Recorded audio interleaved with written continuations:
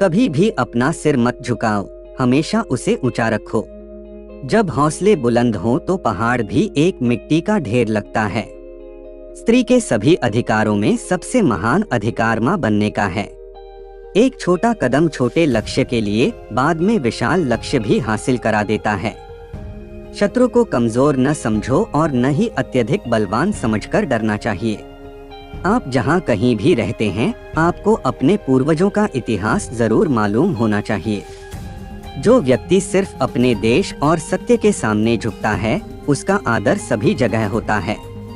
जरूरी नहीं कि विपत्ति का सामना दुश्मन के सम्मुख से ही करने में वीरता हो, वीरता तो विजय में है। जब लक्ष्य जीत का हो तो उसे हासिल करने के लिए कोई भी मूल्य क्यों न हो, उसे चुकाना ही पड़ता है। भले ही हर किसी के हाथ में तलवार हो, लेकिन यह इच्छा शक्ति होती है जो एक सत्ता स्थापित करती है। अगर मनुष्य के पास आत्मबल है तो वो समस्त संसार पर अपने हौसले से विजय पताका लहरा सकता है। एक पुरुषार्थी व्यक्ति भी एक तेजस्वी विद्वान के सामने झुकता है, क्योंकि पुरुषार्थ भी विद्या से ही आता है। सर्वप्रथम राष्ट्र, फिर गुरु, फिर माता पिता और फिर परमेश्वर। अतः पहले खुद को नहीं, राष्ट्र को देखना चाहिए। शत्रु चाहे कितना ही बलवान क्यों न हो, उसे अपने इरादों और उत्साह मात्र से भी परास्त किया जा सकता है।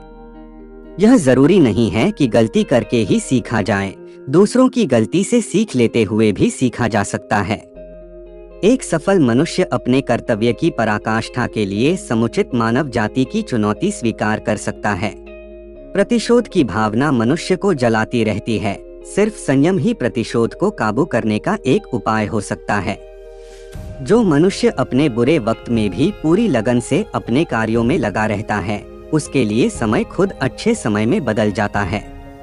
इस जीवन में सिर्फ अच्छे दिन की आशा नहीं रखनी चाहिए, क्योंकि दिन और रात की तरह अच्छे दिनों को भी बदलना पड़ता है।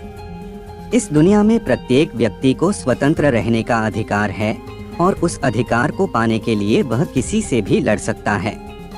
कोई भी कार्य करने से पहले उसका परिणाम सोच लेना हितकर होता है, क्योंकि हमारी आने वाली पीढ़ी उसी का अनुसरण करती है। आत्मबल सामर्थ्य देता है और सामर्थ्य विद्या प्रदान करती है, तथा विद्या स्थिरता प्रदान करती है और स्थिरता विजय की तरफ ले जाती है। अपने आत्मबल को जगाने वाला, खुद को पहचानने वाला और मानव जाति के कल्याण की सोच रखने वाला पूरे विश्व पर राज कर सकता है। अंगूर को जब तक न पेरो वह मीठी मदिरा नहीं बनती, वैसे ही मनुष्य जब तक कष्ट में पिसता नहीं, तब तक उसके अंदर की सर्वोत्तम प्रतिभा बाहर नहीं आती।